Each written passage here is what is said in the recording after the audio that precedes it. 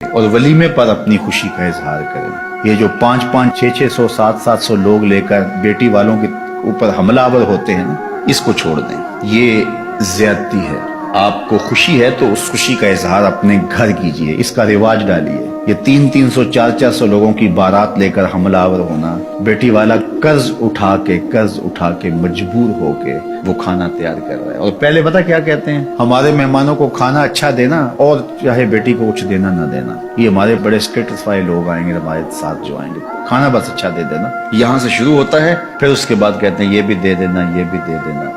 यार जिसने बेटी दे दी उसने रखा क्या, और वो कर्ज उठा के तुम्हें दे रहा है। और इससे ज्यादा कमीनगी और क्या हो सकती है। इससे तो झोली फैला के गलियों में मांग लेते तो अच्छा था, इससे तो गलियों में मांग लेना अच्छा था। और तुम मजबूर बेटी वाले से मांग रहे हो, और तुम्हें पता है कि वो कर्ज उठा के अपनी बेटी के लिए जहेज तैयार कर रहा है। एक दफा एक खातून मेरे पास आई, रोज ऐसे लोग आते हैं, तो उसने कहा कि खाने का मसला है तो आप हल कर दीजिए। जो गुर्बत की हालत थी उनकी, जो पोजीशन थी बच्ची के लिए, जो 2, 4, 10 जुड़े बनाए या जिस तरह हुआ उनका, तो मैंने कहा आपका घर भी किराए का है और मकरूज आप हैं, तो वो आप उनको समझा नहीं सकते। वो कौन है, वो आपको जानते नहीं। तो वो कहने लगी वो सक्का भाई है मेरा जो बारात लेके आ रहा है। सक्का भाई है, बहन के यहाँ बारात लेके आ रहा है, और बहन किराए के घर में रहती है, और बेटी के लिए बमुश्किल 2, 4 जोड़े उसने बनाए हैं। वो कहता है कर्ज उठाओ, मेरे मेहमानों को खाना अच्छा खिलाना तुम। अब इसको क्या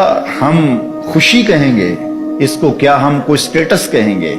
ये सवाए बेशर्मी के और कुछ नहीं है। और मैं समझता हूं कि अमीर तो अमीर पे जुल्म करता है, गरीब भी गरीब पे जुल्म करते हैं। उस बहन को भाई कहता कि तेरी बेटी जवान है, मैं आऊंगा अपने बेटे को लेकर, निकाह होगा, 2 जोड़ों में घर ले जाऊंगा, मैं कोशिश करूंगा कि तेरी बेटी मेरे घर में खुश रहे और मेरी जानब से तुझे ठंडी हवा पहुंचती रहे, तेरा 1 रुपया भी नहीं लगने दूंगा, मुझे चाय पिला देना, बस इतना ही काफी होगा। तू मेरी बहन है, मेरे बाप की बेटी है, मेरा खून है। किस तरह मैं जो है वो गवारा करता हूँ कि 50 आदमियों का बोझ तुम्हारे ऊपर लाद दूं, तुम्हारे घर में जो है वो एक फौज लेकर के आ जाऊं, हमलावर हो जाऊं इतने लोगों के साथ तुम्हारे घर में।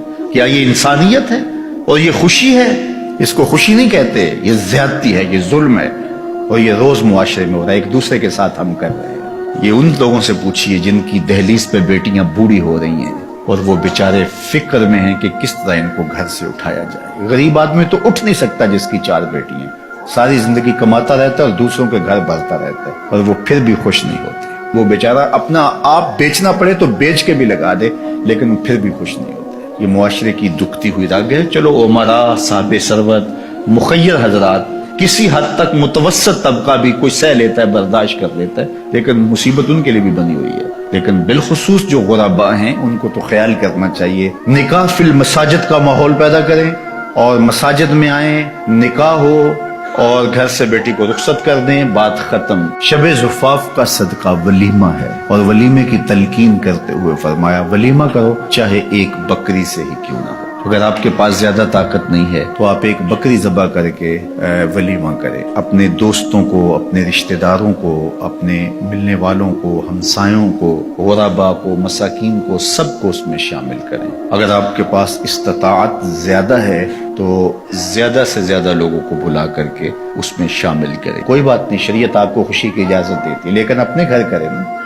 ये हमला आवर दूसरों के घर पे क्यों हो रहे हैं? वो कर्ज उठा के 5-5 साल तक कर्ज उतारता रहता है वो गरीब। अल्लाह अकबर। तो ये बात ज़हन में रखिए कि वलीमे में आप वसत कर सकते हैं। इस वीडियो को शेयर जरूर कीजिए, हो सकता है आपके एक शेयर से ये बात किसी के दिल में उतर जाए।